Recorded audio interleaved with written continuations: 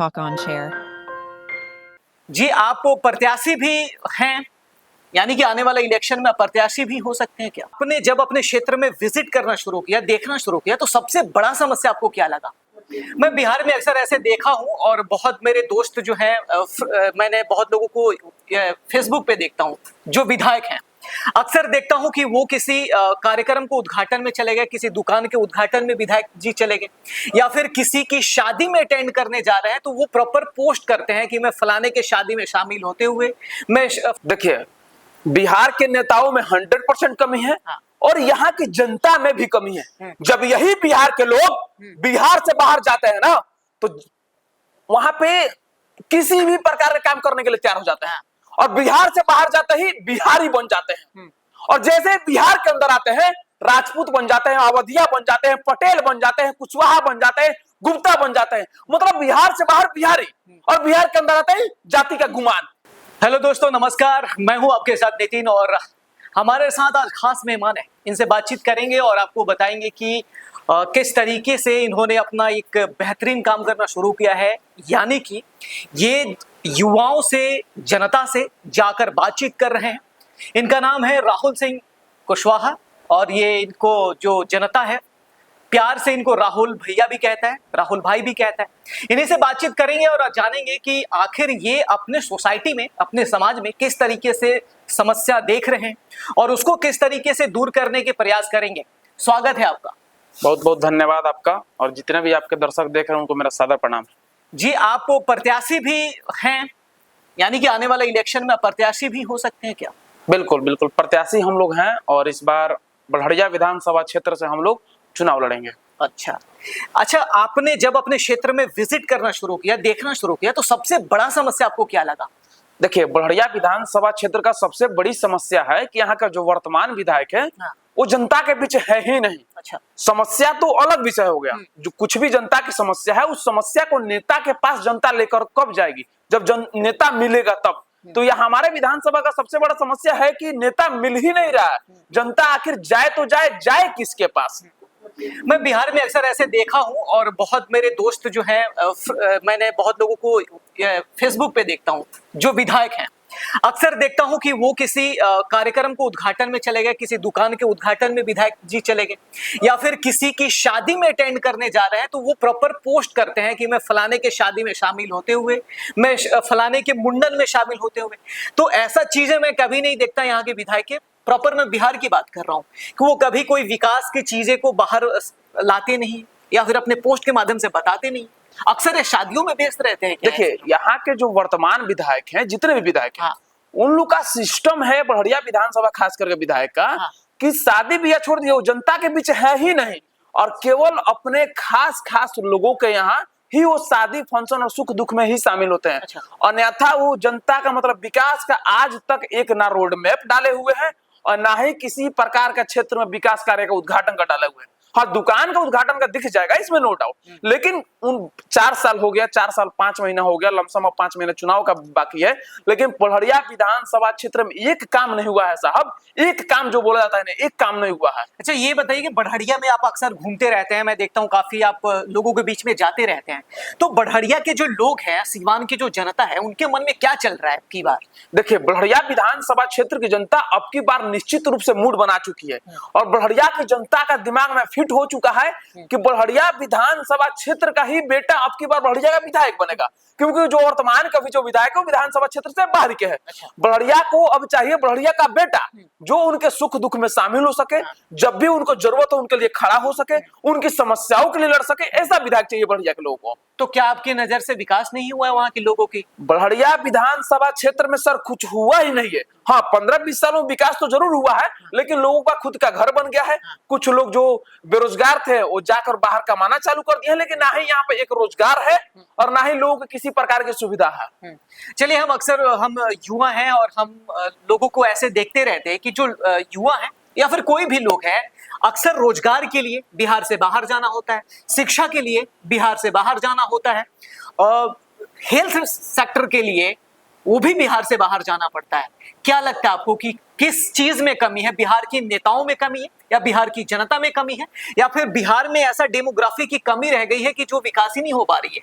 देखिए, बिहार के नेताओं में 100% कमी है हाँ। और यहाँ की जनता में भी कमी है। जब यही बिहार के लोग बिहार से बाहर जाते हैं ना, तो वहां पे किसी भी प्रकार के काम करने के लिए तैयार हो जाते हैं और बिहार से बाहर जाते ही बिहारी बन जाते हैं। और जैसे बिहार के अंदर आते हैं, राजपूत बन जाते हैं, अवधिया बन जाते हैं, पटेल बन जाते हैं, कुशवाहा बन जाते हैं, गुप्ता बन जाते हैं। मतलब बिहार से बाहर बिहारी और बिहार के अंदर आते ही जाति का गुमान। यही कारण है कि अपना बिहार विकास नहीं हो रहा है। जब चुनाव आता है ना, तो यही बिहार के लोग बिहार के अंदर रेल गाड़ी में भर भर कर आते हैं और जाति और पार्टी के नाम पर वोट देते हैं। और फिर जैसे चुनाव खत्म होता है, यहाँ का नेता सब न लात मार के भगा देता है फिर से इनको, और फिर से ये लोग बिहार से बाहर जाकर गाली सुनने पर मजबूर हो जाता है। बिहार से बाहर बिहारी मतलब साहब गाली होता है। आज भी हमको बेइज्जत होना पड़ता है बिहार से बाहर, जब कोई कहता है ए बिहारी वो कह दिया तो समझ लीजिएगा आपको गाली दे दिया। बिहार सबसे ज्यादा आईपीएस अधिकारी कहाँ के हैं? हमारे बिहार के। सबसे ज्यादा बड़े बड़े डॉक्टर कहाँ के हैं? हमारे बिहार के। जो बच्चे कोटा में पढ़ रहे हैं, राजस्थान में पढ़ रहे हैं, यूपी में पढ़ रहे हैं, दिल्ली में पढ़ रहे हैं, मुखर्जी नगर पढ़ रहे हैं, वहां के जो शिक्षक है कहाँ के हैं? 99% शिक्षक बिहार के हैं। मतलब कि शिक्षा देने वाला बिहार का, शिक्षा लेने वाला बिहार का, लेकिन दुर्भाग्य का विषय है कि बिहार में सारी व्यवस्था नहीं है। नहीं, अक्सर हर चीज देखा जाता है कि बिहार के जो बिजनेसमैन हैं वो कहीं और जाके फैक्ट्री लगा लेंगे, बेहतर सुविधाएं मिल जाएगी, उनकी रजिस्ट्रेशन करने की सिस्टम भी आसान रहेगा, उनको लोन मिलना भी बाहर आसान रहेगा।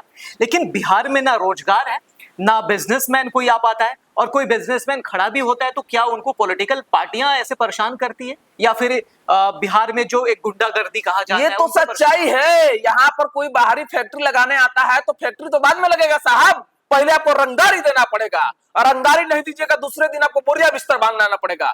पहला चीज। दूसरा चीज कि जितने भी आउट ऑफ बिहार के जो लोग इंडस्ट्री वाले लोग हैं, जो बड़े बड़े बिजनेसमैन हैं, वो लोग चुनाव के वक्त यहाँ के नेताओं को मोटा फंडिंग करते हैं ताकि आप यहाँ पर फैक्ट्री मत लगाइए। जब बिहार में फैक्ट्री नहीं लगेगा तो उनको सस्ता मजदूर मिल जाएगा।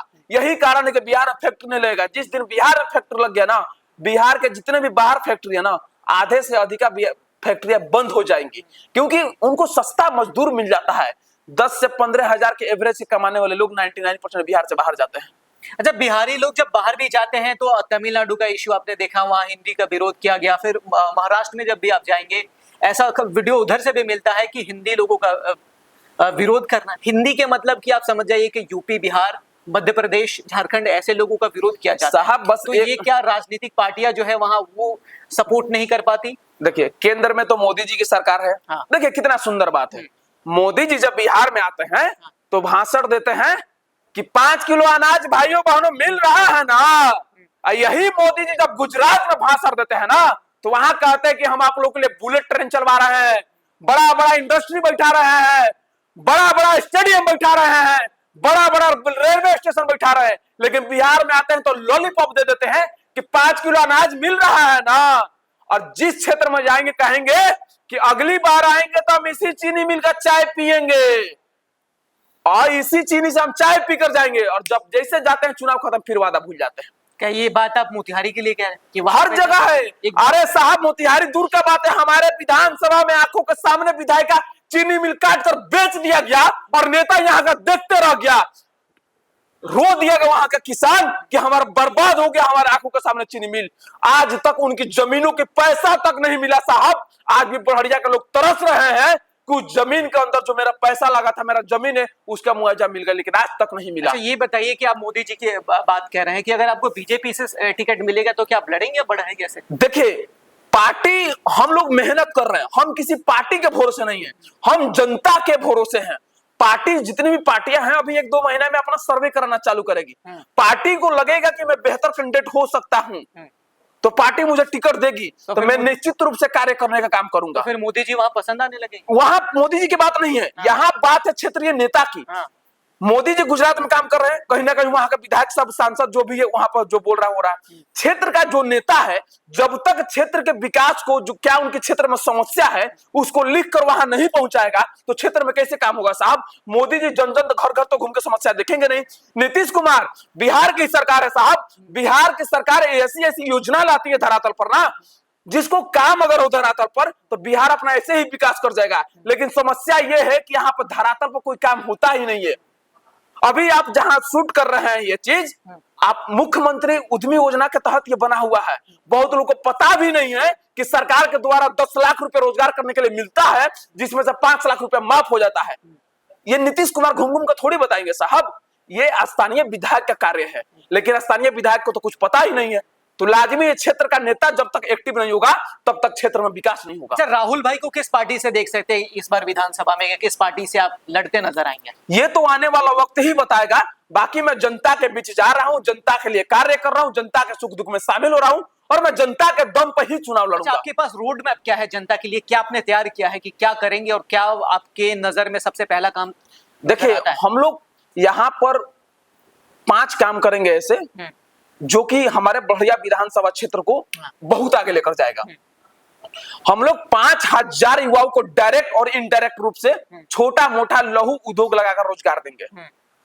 हमारे छपरा जिले में एक यूनिवर्सिटी है जहां का सेशन 3 साल में 5 साल में पूरा होता है। हम लोग अपने सिवान जिले के अंतर्गत बढ़िया विधानसभा में एक यूनिवर्सिटी की मांग करेंगे कि एक यहाँ यूनिवर्सिटी हो। अच्छा, तीसरा, जितने भी उप स्वास्थ्य केंद्र हैं उसको सुचारू रूप से हम लोग चलवाने का काम करेंगे।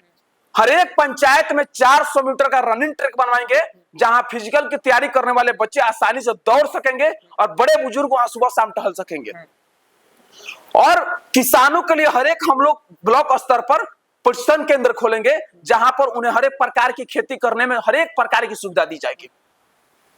अच्छा, और क्या क्या समस्या है? महिलाओं के लिए कुछ आपने सोचा है कुछ करना? युवाओं के लिए आपने बोला कि फिजिकली। बिल्कुल बिल्कुल, महिलाओं को हम लोग आत्मनिर्भर बनाएंगे। छोटा मोटा जो लघु उद्योग लगेगा, ऐसा भी लघु उद्योग हम लोग लगाने का काम करेंगे जिसमें महिलाएं घर में बैठे आसानी से उस कार्य कर सकती हैं। अच्छा, हाल ही में वक्फ बिल जो पास हुआ है, आप कैसे देखते हैं इसको? क्या नजर से देखते हैं कि कैसा है ये? एकदम बहुत बेहतर है। बहुत बेहतर है। जिसका मन करे जमीन कब्जा कर दे लेता था ये सब, एकदम मन बड़ुआ हो गया था ये सब।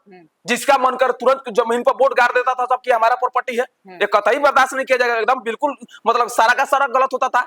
एकदम अति उत्तम हुआ ये कार्य, देश हित में ये कार्य है। जो गरीब मुसलमान है उनके हित में कार्य है ये। जो था, जितने बड़े बड़े बिजनेसमैन थे, जितने बड़े बड़े पॉलिटिशियन थे, उसको वह वोट के नाम से लेते थे जमीन और उसमें खुद का हथियार लेते थे जमीन।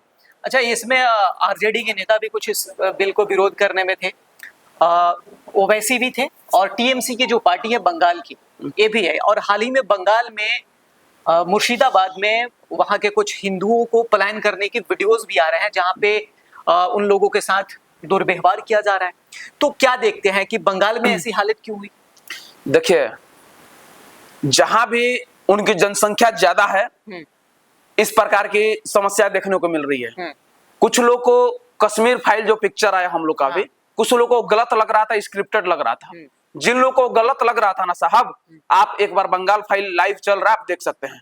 ये सच्चाई है कि हिंदू अगर एकीकृत नहीं रहेंगे तो दिन दूर नहीं कि आपको हर जगह से भगाया जाएगा। एकीकृत रहिएगा, एक रहिएगा, तब जाके समाज का काम हो सकता है, देश अपना बच सकता है। तो सबका साथ सबका विकास कैसे होगा फिर? देखिए, सबका साथ सबका विकास तो हो ही रहा है ना। अगर सरकारी कोई स्कूल खुलता है, क्या उसमें मुसलमान के बच्चे नहीं पढ़ते हैं? ईसाई, क्रिश्चियन, हिंदू के बच्चे नहीं पढ़ते हैं? हर एक बच्चे पढ़ रहे हैं। कोई सरकारी रोड बन रहा है, किस धर्म के मजहब के लोग उस पर नहीं चलते हैं? कोई सरकारी अस्पताल बन रहा है, किस मजहब के लोग लाभ नहीं उठा रहे हैं? राशन मिल रहा है मोदी जी के द्वारा, उसको किस धर्म के लोग नहीं यूज कर रहे हैं? क्यों किस धर्म के लोग नहीं उठा रहे हैं? तो प्रयोग सब कोई करता है। चलिए, बिहार में अक्सर करप्शन ये देखा जाता है कि थाने से लेकर आवास योजना बनवाना हो या फिर किसी भी लोगों से मिलना हो, पैरवी करवाना हो, तो बिहार में बड़ा आम है। और बिना किसी मंत्री के साथ आपका उठ बैठ नहीं हो, संपर्क नहीं हो, तो सारे काम में परेशानी होती है, चाहे वो बिजनेस हो या फिर चाहे आप एजुकेशन के सेक्टर में हो। तो ऐसी चीजों को आप कैसे देखते हैं कि बिहार इतने करप्शन, बिहार की जो सर्टिफिकेट दी जाती है एजुकेशनल, वो बाहर? देखिए, बदलाव जीरो से ही होता है। और हम लोग अभी युवा हैं और निश्चित रूप से हम लोग जिस दिन सदन में जाएंगे ना सर, उस दिन 100% बदलाव होगा।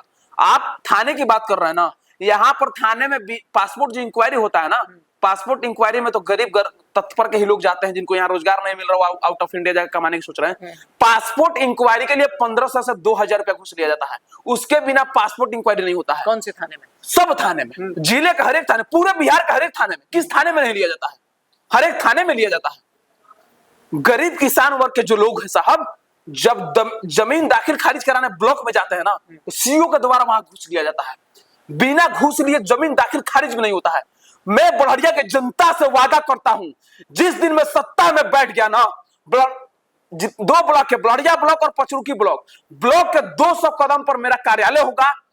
ऑन द स्पॉट हम लोग एक्शन लेने का काम करेंगे। या तो वहां को सीईओ रहेंगे या तो हम लोग सदन में रहेंगे। ऑन द स्पॉट मैं बहुत बहुत बड़ी बात बोल रहा हूं। 1 रुपया किसी का घूस नहीं लगेगा, ये मैं वादा करता हूं। आप राशन लेने जाइए साहब, 5 किलो की जगह पर 4 किलो मिलता है। गरीबों का यह खून चूस लेता है नेता सब। लेकिन दुर्भाग्य का विषय है, कहीं ना कहीं हमारी जनता में भी कमी है कि हम लोग जब चुनाव आता है ना, तो जाति के नाम पर, पार्टी के नाम पर वोट देते हैं। लेकिन ये भूल जाते हैं कि हर एक जात का नेता है। दिक्कत इस बात से नहीं है, दिक्कत इस बात से है कि हर एक जात के लोग परेशान है। किस जात के लोग परेशान नहीं है साहब?